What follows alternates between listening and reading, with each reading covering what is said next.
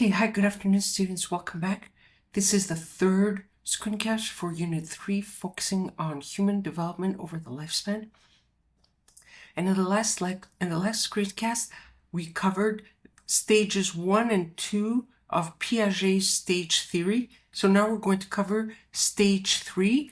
But just to remind you that when we talk about the preoperational period, which is stage 2, this is when children, this is the second stage of development occurring between ages 2 and 7 years. And as I mentioned earlier, this is where children start to think about their world through words, images, and drawings. And so according to Piaget, children are not able yet to perform operations, meaning that the representations that they have in their minds are not reversible. Okay, and reversibility describes the understanding that actions can be reversed and things can return to their original state. Okay, so it's being able to reverse a mental operation. For instance, 2 plus 2 equals 4, 4 minus 2 equals 2. Okay, so that's what reversibility entails, but a child in the preoperational period is not able to achieve that understanding yet. They're going to achieve it in the concrete operational stage. Okay, so now we're moving into the concrete operational stage. So this occurs during the ages of 7 and 11 years of age. And during this time, the child's intuitive reasoning is replaced by logical reasoning. Okay, so now the child is entering a period where logical reasoning takes precedence and classification skills are present. So children can classify things, put certain organisms into the mammalian group, certain organisms into the invertebrate group. Okay, so they're able to classify things into sets and subsets. So this is an ability to show hierarchical classification. Okay, and they're also able to consider the interrelations between sets and subsets in a hierarchical classification. Okay, so now we're going to look at another important development, which is the concept of conservation. Okay, so this happens in this stage of development. The mastery of conservation happens in this stage of development, and this is where a child understands that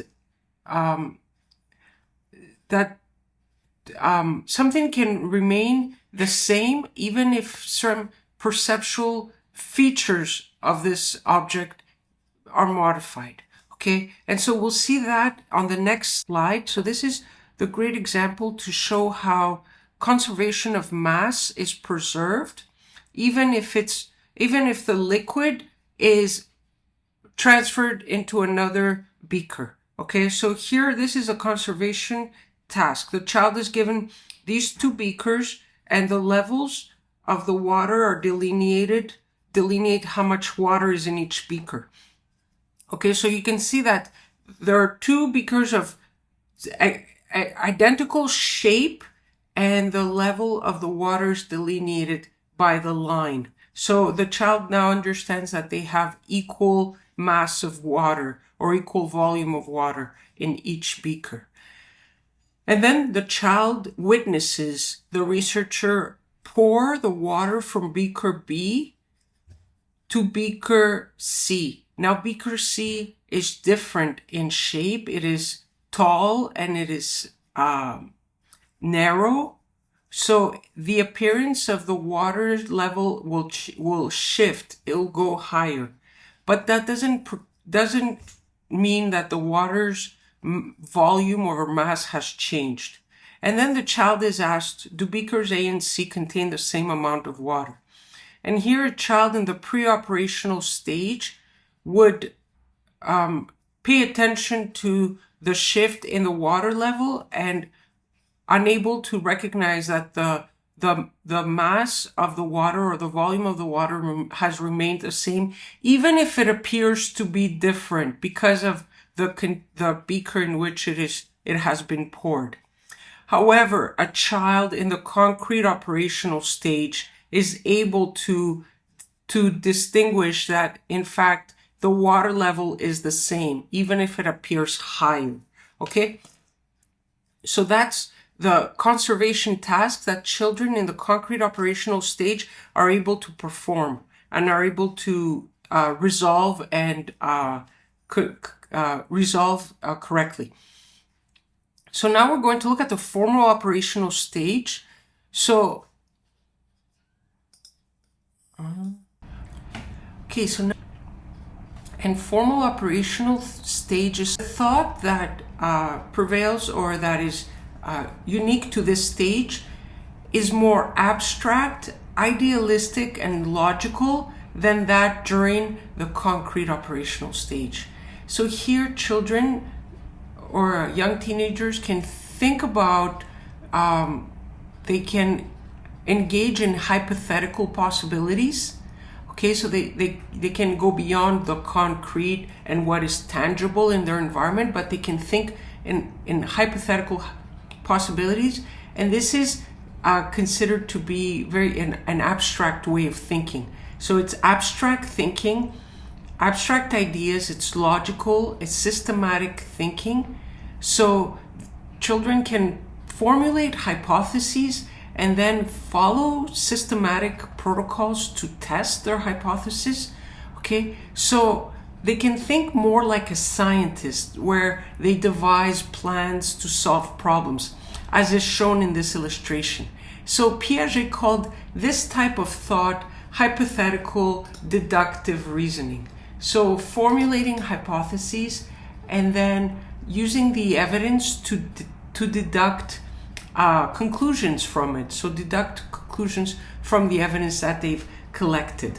Okay, so now we're going to look at another theory by Lev Vygotsky. And Vygotsky wrote an important theory on social cultural. It's a social cultural theory. Okay, and this is important because Piaget did not believe that culture and environment played a role in children's cognitive development. He did not ascribe or assign any influence to the role of to the environment and culture being influential factors. Okay, so that's something that was a limitation in Piaget's thinking. He excluded culture and environment as influential factors in children's cognitive development. But Lev Vygotsky's theory did ascribe an important role to both culture and environment in shaping the child's cognitive development. So this is consistent with, this is his theory. So he took a very different approach, and he recognized that cognitive development is very much an interpersonal process. Remember, interpersonal, it's the exchange between individuals, right? It's something, a dynamic between individuals. So it's a very much an interpersonal process that does happen in a cultural context. So it occurs in a cultural context. Okay, so we're doing great. So he described the zone of proximal development, which is the range of tasks that a child can carry out with the help of someone who is more skilled. Okay, so this other person becomes a mentor to the child, a tutor to the child. So this is a zone of proximal development.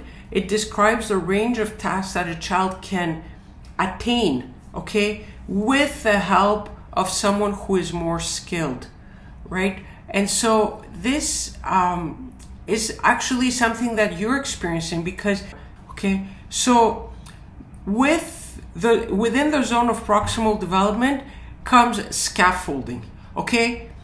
So it refers to the temporary support provided by a parent or teacher to a child who is learning to perform a task aimed at matching the amount of assistance to the learner's needs. Okay, so Here, scaffolding means that the mentor or the teacher will gradually increase the level of difficulty of the task, making it more. So the first level is something that it's within the child's reach, but with some support from the teacher or the mentor. Okay, so it has to be within the child's reach, but higher than what the child is currently capable of.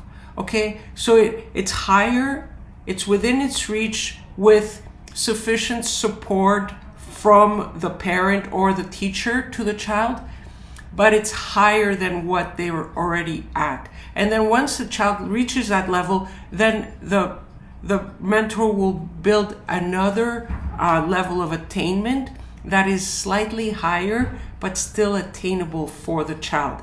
Okay, so contrast that to a situation where the coach or the teacher or the mentor or the parent places a task that is inordinately high. The child doesn't have the ability to reach that regardless of the amount of support that they receive.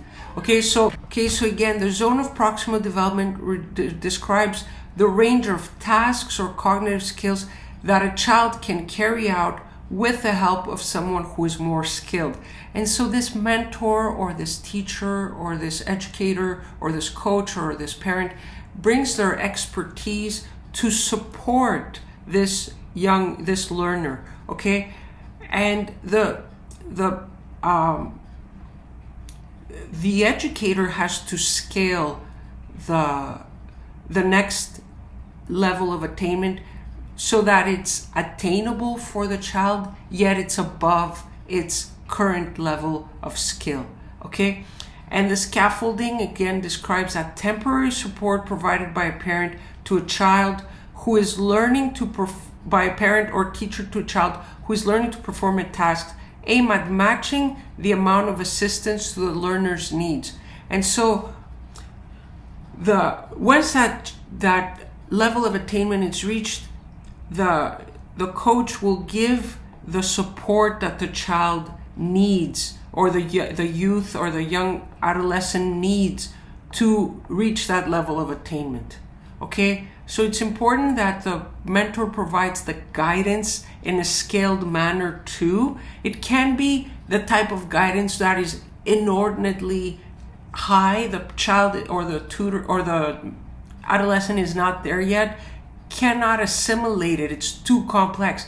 So they have to match it to the learner's needs so that the child can achieve the next level of attainment. Okay, so now we're going to look at the transition of adolescence.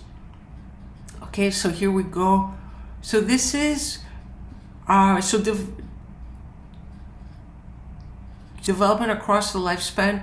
So developmental researchers often distinguish between early, so ages 10 to 12, middle, ages 13 to 15, and late, ages 16 to 19, adolescence. So what is adolescence? So adolescence is a time of evaluation, decision-making, and commitment as young people try to find their place in the world. So you're all adolescents at this time. So this is your time of evaluating, of making decisions, of committing yourself to certain ambitions in your life as you try to find your place in the world. Okay, so we're going to look at, this is a period marked by important physiological changes. So hormonal changes are most important during this period, are most prevalent. So there are physiological changes, and firstly, the youth reaches the stage of pubescence. So pubescence, or the state of being pubescent, means that a person is at the beginning of the process, of reaching puberty. So this pubescent can be used to describe someone who has arrived at the onset of puberty but is not yet fully mature, because it is a maturational process. Okay, so what is puberty? So puberty describes a rapid skeletal and sexual maturation that occurs during adolescence. So In females, puberty is marked by the first menstrual period, but it begins. Okay, there is an increase in both height and weight that occurs 2 years earlier in girls than it does in boys. Okay, and so what are some other important changes? So we have secondary sex characteristics. So these are physical traits that are related to biological sex that appear during puberty but are not directly involved in reproduction. So this includes breast development in females or facial hair in males. And then we have primary sexual characteristics. So these are the genitalia that develop and other reproductive organs that are directly involved in reproduction, such as the ovaries and in females and the testes in males. And so there's also hormone changes. So the male hormone testosterone is an androgen and is associated with the development of the genitals. It's also associated with an increase in height and a voice change. And then we have the female hormone estradiol. So this is an estrogen. It's associated with the development of breasts, the uterus, and skeletal development. So again, puberty is this universal experience, but how it's experienced also varies dependent on the individual and also the culture that they're raised in. Okay, so now we're going to look at the Erikson. So in this, so I'm going to move to the next, to this slide. So in Erikson's theory of social emotional development, identity versus identity confusion stage is when adolescents are trying to figure out who they are and where they're going in life. Okay, so this is a search for one's identity. One is trying to discover who they are and where they're going in their life. They're trying to figure that out. And if they do not successfully explore these identities, they will feel confused about who they are. And so Erikson believed that there's a gap between leaving the security of childhood and the autonomy of adulthood. Okay, so if we go back to this slide on adolescence, so we're at stage 5 of Erikson's stage theory. So Erikson believed that there's a gap between leaving the security of childhood and reaching the autonomy of adulthood. So adolescence, according to Erikson's socioeconomic development, social-emotional development, describes that adolescents fall into this gap when they're trying to figure out who they are. So if they're not successful in figuring this out, they suffer identity confusion and will either withdraw and isolate themselves or lose themselves in the crowd. Okay, so that would be in the next stage, intimacy versus isolation.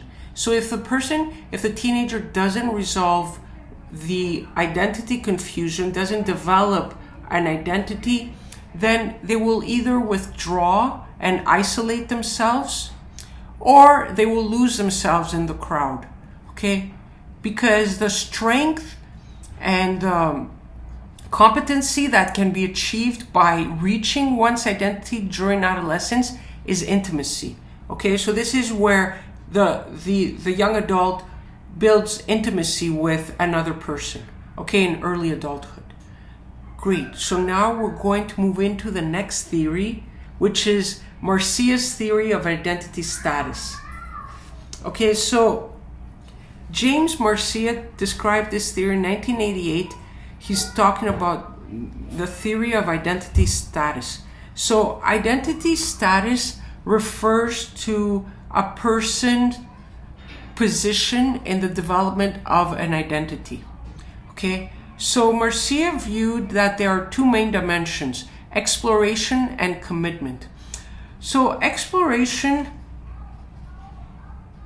okay, so we see that here, commitment is on the y-axis exploration is on the x-axis. So exploration refers to a person's investigating various options for a career and for personal values.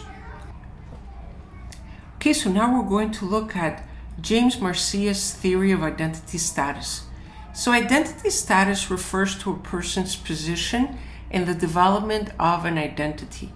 So that's the person's identity status, their stance, where they stand. So Marcia's view consists of two main dimensions, exploration and commitment. So exploration refers to a person's investigating various options for a career and for personal values. Commitment, on the other hand, involves making a decision about which identity path to follow and making a personal investment in attaining that identity. Okay, so here they have identity achievement. So this is successful achievement of a sense of identity. If the commitment is absent, then the person experiences identity moratorium. So this is actively struggling for a sense of identity. Okay, now if the exploration is absent and the commitment is present, this is an identity foreclosure. So this is an unquestioning adoption of parental or societal values. So when exploration is absent, so this is the lack of an initiative to explore various options for a career and for personal values. So when that self-initiated exploration is absent, but the decision is there, the commitment is there, the person reaches identity foreclosure. So this is an unquestioning adoption of parental or societal values. So whatever values or societal norms have prescribed, I wouldn't say dictated, because there's no such thing. It's not dictated. It's always prescribed. It's always recommended or prescribed based on societal values, societal norms, parental expectations, without there being any personal investigation, any personal initiative to discover the person investigating various options for a career and personal values, then that's an unquestioning adoption of parental or societal values.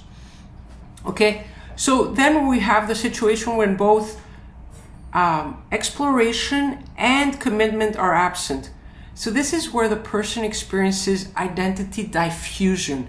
So it's diffused. There's an absence of struggle for identity, so the person is not actively exploring, investigating, actively taking the initiative to explore and investigate various options. So there's an absence of struggle for identity with no obvious concern about it. Okay, so the lack of concern about it reflects the absence of commitment. Okay, great. And just to reiterate, when both exploration and commitment are present, so that's the upper left side rectangle, here the person achieves identity achievement. So this is successful achievement of a sense of identity that the person has determined on their own, through their own initiative, through their own self-directed investigations. Okay? But when exploration is present, but commitment is absent, so the person is exploring intensely, they're exploring various options for a career, for personal values, for who they are, but they're not committed, they're not making a decision, then there's identity moratorium. So it's on hiatus, right? It's on hold. So the person is actively struggling for a sense of identity.